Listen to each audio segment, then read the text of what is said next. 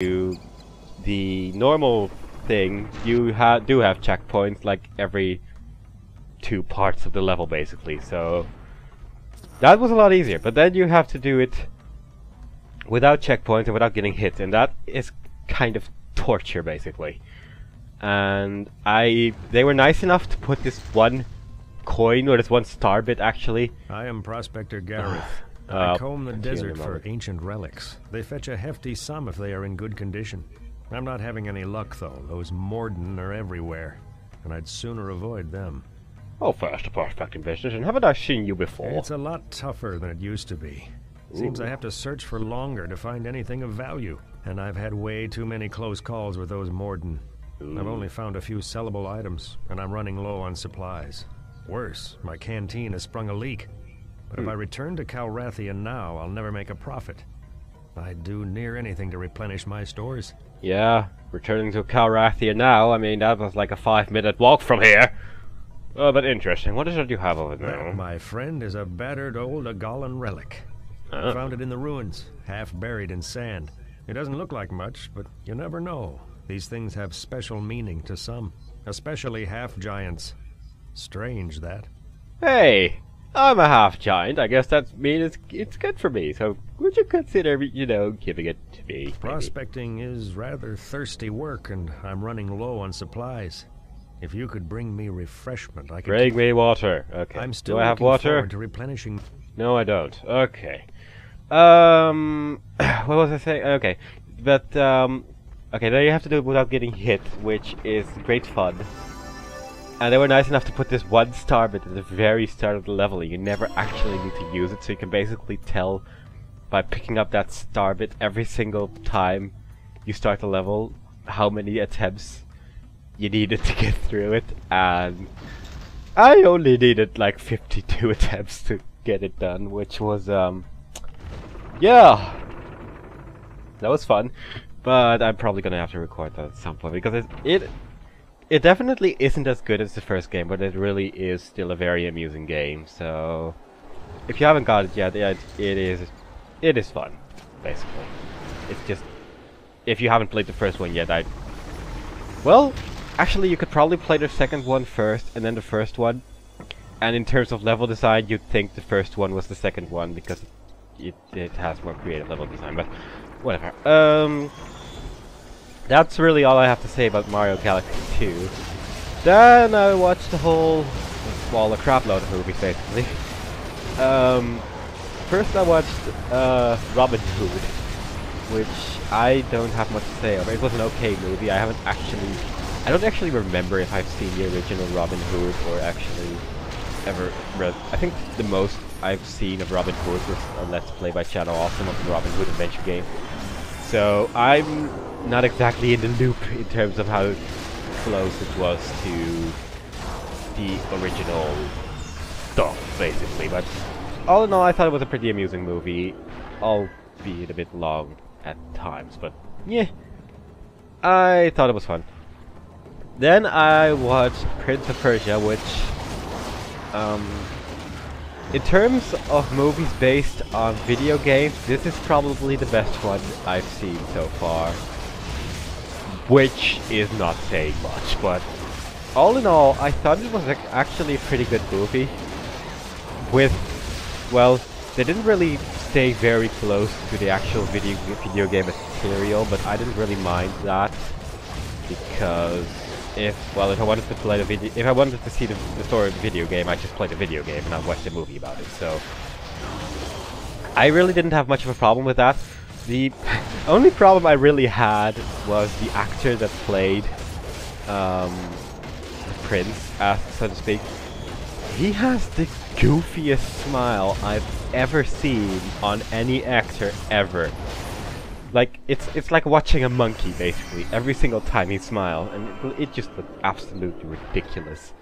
And yeah, that's really, aside from some very obvious comedy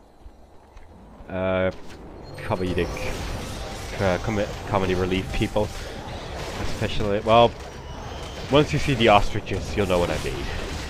Let's just keep it at that. But I actually thought it was a pretty amusing movie, all in all. And well, it wouldn't surprise me if they actually did continue with a trilogy of this or something. Although I wouldn't really know how that would work. But whatever, we'll see how that goes in the end, I suppose.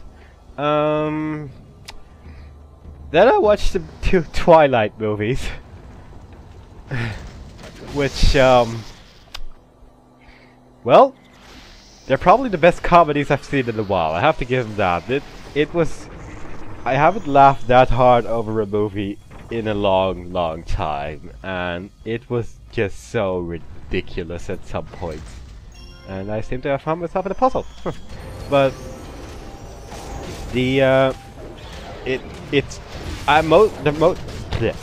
biggest reason I actually went to watch Twilight was because me and my girlfriend basically wanted to see how bad it really was. Because both of us, well, we only heard bits and pieces, like, well, the Glittering Vampires that everyone has heard about, and that no one wears a shirt in the second movie. But we were just mostly just wanted to see how bad it was. It's bad, but it's bad in such a way that it's so ridiculously amusing that it's still worth a watch at some point. Just don't watch it alone. It's a movie you watch with friends who don't take it too seriously, because the first movie has some of the most, well, both movies actually have some of the most amazing dialogue I've ever heard in any movie ever. I mean, when Edward Cullen asks Bella what she thinks about the rain, and she replies with, "I don't like cold, wet things," and you just see Edward Cullen. You just see him smirk at. I think he at that point he just realized how stupid that sentence sounded. But then there are the. Okay, seriously, who stands on the edge of a bed all night long over someone who you want to love or something? It's all very vague, but who stands at the edge of a bed and waits until she can see you and then disappear and then talk about it the next day with the radical conclusion that the best way to rationalize this behavior is saying, "I like watching you sleep"? Yeah, that just made me, that put me in a coma in terms of laughter, basically. But then the first movie was bad, but it was just ridiculous, and we both thought there is no way they can make the second movie any sillier than the first one. We were wrong. We were so wrong in so many ways. It's unimaginable how wrong we were. I have no idea what I have to do here, actually. Oh, such. Oh, okay, reset step. Okay, I know which one this is. Problem is, I don't really remember how to do it, but oh, actually, I do. I think. I hope. Maybe. Who knows? But basically, the second movie was even funnier than the first one, which I didn't imagine possible, really, and I think I just screwed this up. Yes, I did. I think. Unless I can yeah, I did. I think. Unless this works, but I kind of... yeah. But yeah, the second movie, we have learned some amazing life lessons in the second movie. Like, phones. No one uses them. The best way to make sure you want to talk to someone is standing in your underwear in the middle of the road when he drives past with a car. This apparently is the best way to get someone's attention. Because, hey, did this work? Huh, I think it did, actually. Neat. But yeah, the Edward Cullen and Bella drive past, the werewolf person. I've forgotten his name already. And crap, I just noticed this little part here. Where they drive past the werewolf person who's standing in the middle of the road in what can either be shorts or underwear. I really don't know what. And that's naturally all he wears. And Edward Cullen, his first thought is, oh, clearly he wants to talk to me. And oh my god, this movie was just amazing, really.